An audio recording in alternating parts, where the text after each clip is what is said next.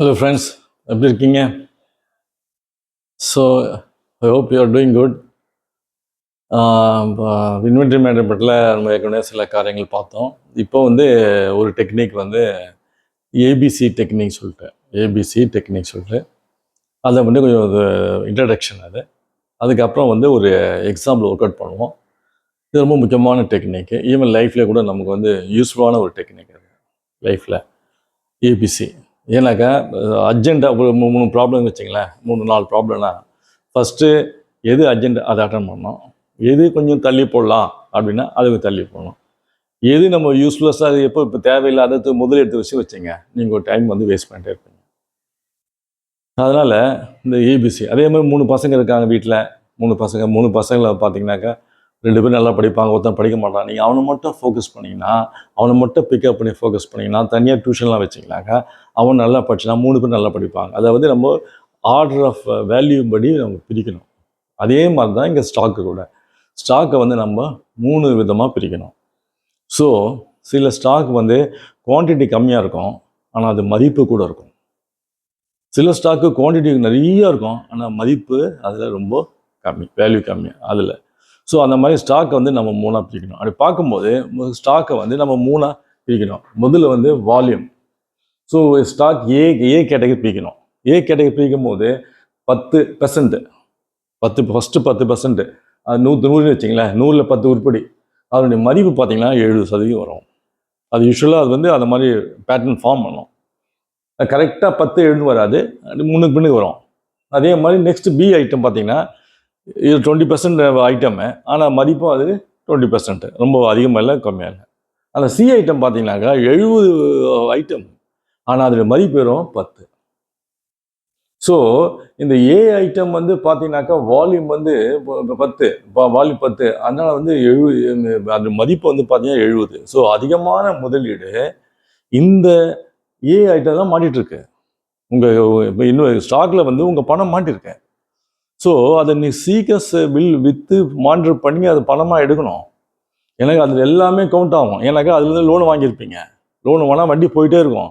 So அதை கம்ப்ளீட்டாக நீங்கள் மானிட்டர் பண்ணும்போது அதுக்கு உண்டான காஸ்ட்டு குறைக்கப்படும். சீக்கிரமாக நீங்கள் எஸ்டிமேட் பண்ணி சீக்கிரமாக அதை டிஸ்போஸ் பண்ணுறதுக்கு பண்ணிங்கனாக்கா சீக்கிரமாக அது கேஷாக கன்வெர்ட் ஆகிடும். கேஷாக கன்வெர்ட் ஆனால் காஸ்ட்டு குறைக்கப்படும். காஸ்ட்டு குறைந்தால் லாபம் அதிகமாக்கப்படும், கஸ்டமர் திருப்தியும் பெருக்கும். ஸோ அதனால் இந்த ஏ ஐட்டம் ரொம்ப முக்கியமானது.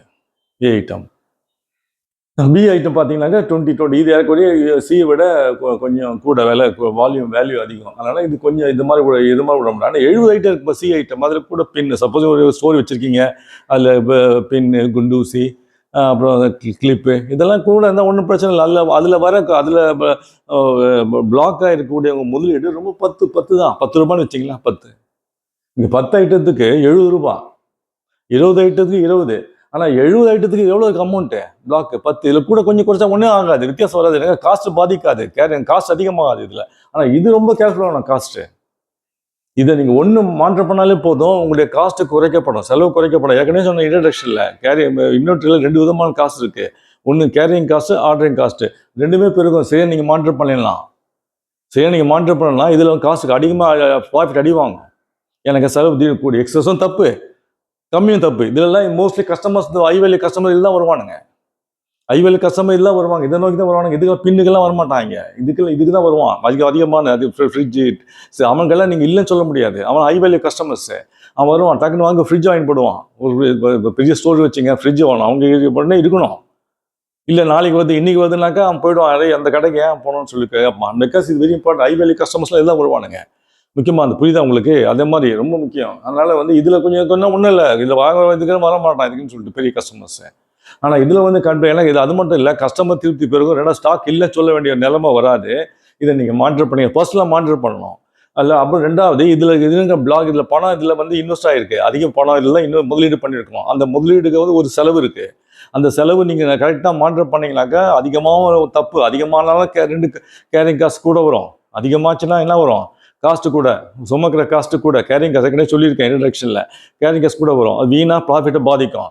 அதே சமயத்தில் அதை நீங்கள் சரியாக மானிட்டர் பண்ணல, அதில் ஸ்டாக் ஷார்ட்டேஜ் வந்துச்சுன்னா கஸ்டமர் திருப்பி போனானா, கஸ்டமர் திரும்பி போனாலும் திரும்பி வரவே மாட்டான். உங்களுக்கு சேல்ஸ் போச்சு. அது மட்டும் இல்லை, ஸ்டாக் அவுட் காஸ்ட்டில் கூட மற்ற செலவுலாம் இருக்குது. நீங்கள் அதிகமாக அவனுக்காக நீங்கள் பட்ஜெட் பட்டு போய் ஏன்னா வாங்கினீங்கன்னா கூட கூட வாங்கி கொடுக்கணும், அந்த செலவு யார் எடுக்கிறது? இதெல்லாம் நிறைய விஷயம் அதிகம் ஃப்ளைட்டில் கொடுக்கணும், இது கொடுக்கணும். அவன் அதிகமாக நீங்கள் அர்ஜென்ட்டில் போய் நீங்கள் ஒரு பிளேஸ் ஆர்டர் பண்ணிங்கன்னா விலையை கூட்டிடுவான் சப்ளையர். ஸோ இதெல்லாம் விஷயம் இருக்குது. அதனால் வந்து வந்து உங்கள் கண்ட்ரோலே இருக்கணும், very important. So by controlling 10 unit நீங்கள் கண்ட்ரோல் பண்ணாலும் 70% மதிப்பை வந்து இப்போ முதலீடை நீங்கள் வந்து ஏற்கனவே மாற்றம் பண்ணுறீங்க. அப்போ வந்து அதில் வந்து செலவு குறைக்கப்படும், வீணான செலவு வராது. இதில் ஸ்டாக்கு கூட வந்துச்சுன்னா செலவு கூட வரும். சும்மா லூஸ் தரமாக போட்டுக்க முடியாது. ஏன்னாங்க அது ஒவ்வொன்றும் பைசா அதில் 70% அதில் 70 ரூபா பைசா அதில். ஸோ ஒவ்வொன்றும் எக்ஸ்ட்ரா ஒரு கார் வந்தாலும் வீணாக உங்களை முதலீடு அதில் பிளாக் ஆகிடும். அந்த பிளாக் ஆனதுக்கு நீங்கள் பேங்க்கில் லோன் வாங்கியிருப்பீங்க, அந்த லோனுக்கு வட்டி யார் கட்டுறது? புரியுதா உங்களுக்கு? So very important. உங்கள் லாபத்தை சம்பாதிக்கணும்னா, செலவை குறைக்கணும்னா இந்த ஐட்டம் முக்கியமானது. இடத்துல ஒன்று 10 ஐட்டம் எக்ஸ்ட்ராவே போட்டு வாங்கி வச்சிங்களேன், 10 ஐட்டம் 20 ஐட்டம் 3 பின்னு 4 பின்னு 4 டப்பா 100 டப்பா வாங்கி வச்சுங்க. ஒன்றும் எடுப்பது 10 ரூபா தான். அதில் ஒன்றும் பெருசாக உங்களுக்கு அது காஸ்ட்டை பாதிக்காது, ப்ராஃபிட்டை பாதிக்காது, கஸ்டமரை பாதிக்காது. ஆனால் இதுவும் பாதிக்கும். புரியுதா உங்களுக்கு? அதனால ஐட்டம் வந்து should be monitor properly. Item நீ சரியாக மானிட்டர் பண்ணிங்கன்னா செலவுகள் குறைக்கப்படும். அதே சமயத்தில் எக்ஸஸ் ஸ்டாக் வராது, அதே சமயத்தில் ஷார்ட்டேஜ் ஸ்டாக் வராது. எனக்கு அது நீங்களே பர்சனலாக மானிட்டர் பண்ணணும். எவ்வளோ அடுத்த இதுக்கு ஃப்ரிட்ஜ் வச்சுருக்கீங்க, கடையில் ஃப்ரிட்ஜ் வச்சுருக்கீங்க, 4 உருப்படி போயிடுச்சு வெளியே, அடுத்த உருப்படி எவ்வளோ தேவைப்படும், என்ன சீசன், எவ்வளோ லாஸ்ட் டைம் எவ்வளோ ஆச்சு, ஸோ எவ்வளோ 4 வாங்கலாமா 6 வாங்கலாமா, 6 எக்ஸஸாக சும்மா 10 போட முடியாது. எனக்கு 10 போட்டியும் அத்தனையும் பணம். நான் பேங்க்கில் ஏற்கனவே சொன்னேன் இது வீடியோவில், எதுவுமே ஃப்ரீ இல்லை, எல்லாமே காஸ்ட்டு. ஸோ ஃப்ரிட்ஜை வந்து 7 தேவைப்படுது 10 போட்டுக்க சொல்ல முடியாது. ஏன்னாக்கா 10னா அந்த 3க்கு காஸ்ட்டு கூட, அந்த 3க்கு விலை கூட. பிளாக் கேபிட்டல் முதலீடு அதில் அன்னெசரி பிளாக் ஆயிடுச்சு. அந்த பிளாக் ஆனதுக்கு பேங்க்கில் லோன் வாங்கியிருப்பீங்க. அந்த லோனுக்கு நீங்கள் வட்டி தேவையில்லாத 3 எக்ஸ்ட்ரா ஃப்ரிட்ஜுக்கு வட்டி கட்டிட்டு இருப்பீங்க. அது வட்டி கட்டினாலே கேரிங் காஸ்ட், அது கேரிங் காஸ்ட்டாக ப்ராஃபிட் குறையும். அதே சமயத்தில் 6 7 வேணாப்பா 5 போட்டுனாக்கா கஸ்டமர் வருவான். கஸ்டமர் வந்தவொடனே திரும்பி போனான்னு வச்சுங்க, மறுபடியும் என்ன இவ்வளோ பெரிய கடை இருக்குது, ஒரு கேட்டு வரல, திரும்பி வரமாட்டான். அவனுக்கு நிறைய கடை இருக்குது பக்கத்துலேயேங்க, நிறைய கடை இருக்குது. அவன் இந்த கடை உங்கள் கடையை நம்பி இல்லையா, பக்கத்து கடை போய்ட்டு வாங்கினா போடான். அப்படி அவன் ரெடியாக இருப்பான், டெலிவரி கொடுக்கறதுக்கு ரெடியாக இருப்பான் வீட்டுக்கு, கஸ்டமர் சர்வீஸு.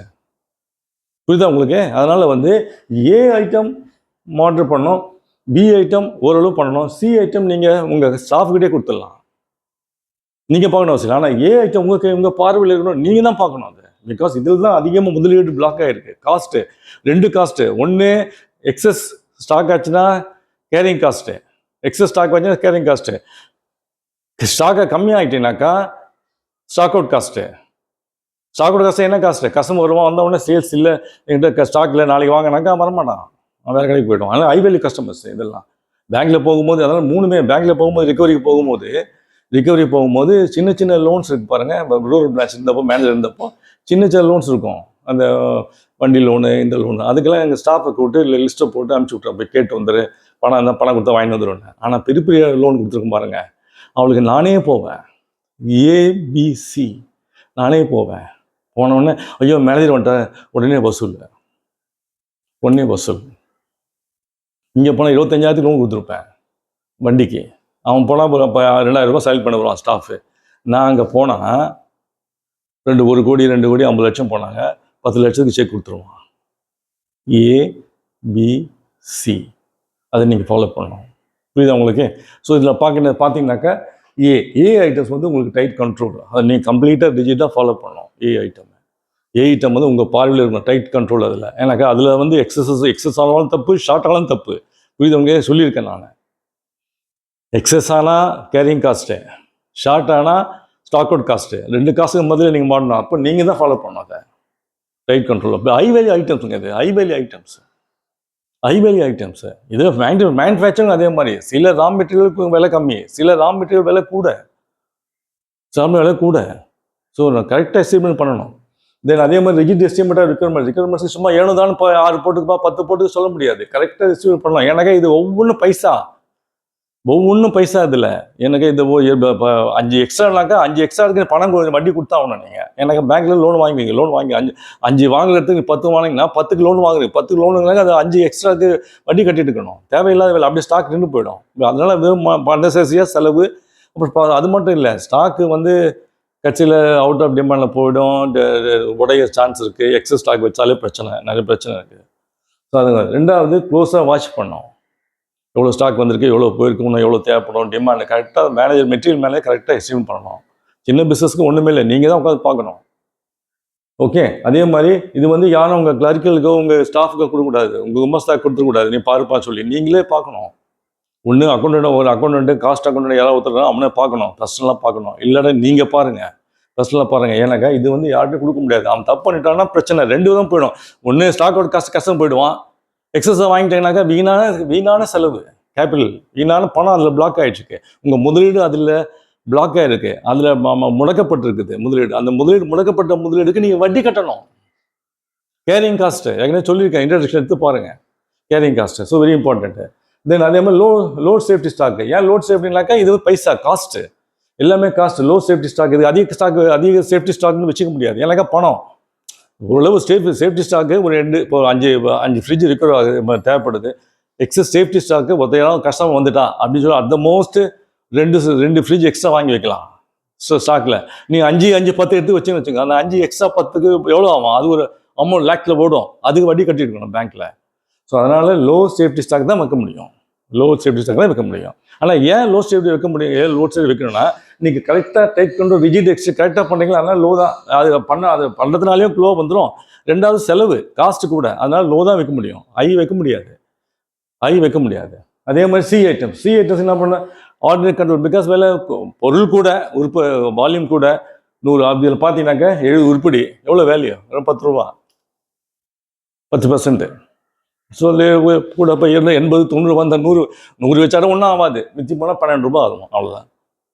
அது ஒன்றும் பெருசாக ஆக போதில்லை. So C control ordinary control measures ஓரளவு லாஸ்ட் டைம் வச்சு பேஸ் பண்ணி லாஸ்ட் டைம் எவ்வளோ வாங்கிக்கணும் அதை பண்ணி கண்ட்ரோல் பண்ணி அதை வச்சு எஸ்டிமேட் பண்ணி ரெஃபர் கொடுத்துக்கலாம்.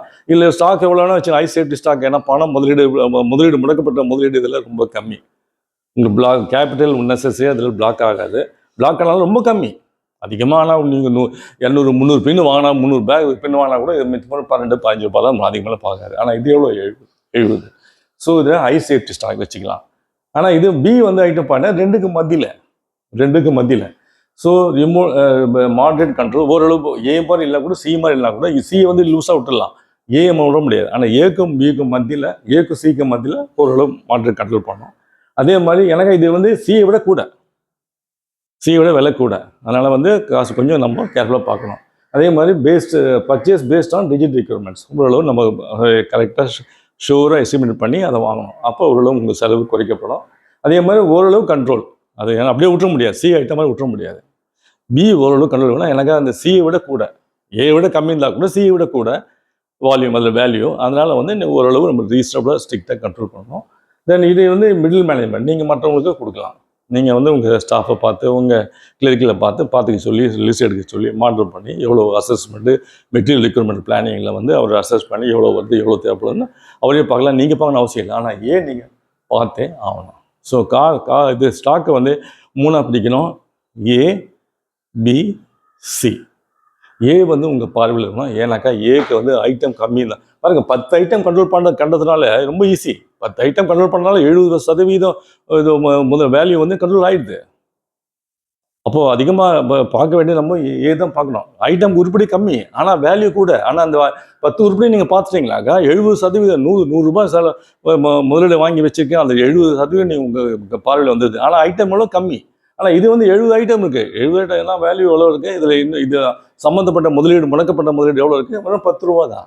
ஸோ அதை யார் வேணால் பார்த்துக்கலாம். அதனால் ஏபிசி, ஏ நீங்கள் தான் பார்த்தாலும், பி ஓரளவு மாடரேட் கண்ட்ரோல், சியை வந்து நீங்கள் உங்கள் ஸ்டாஃப்கிட்ட கொடுத்து பார்க்க சொல்லலாம். ஸோ அதனால் ஏ வந்து உங்கள் பார்வையில் இருக்கணும்.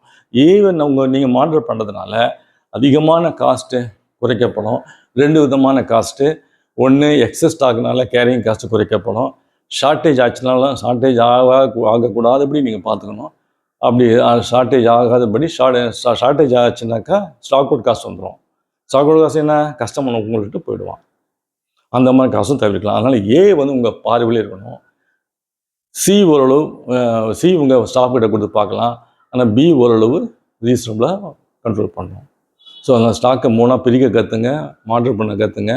உங்கள் செலவு குறைக்கப்படும், லாபம் அதிகமாக்கப்படும், கஸ்டமர் திருப்தி பெறும். உங்கள் புரிஞ்சுக்குன்னு நினைக்கிறேன். நெக்ஸ்ட் டைம் நான் மீட் பண்ணுவோம். Please such time. Thank you. All the best.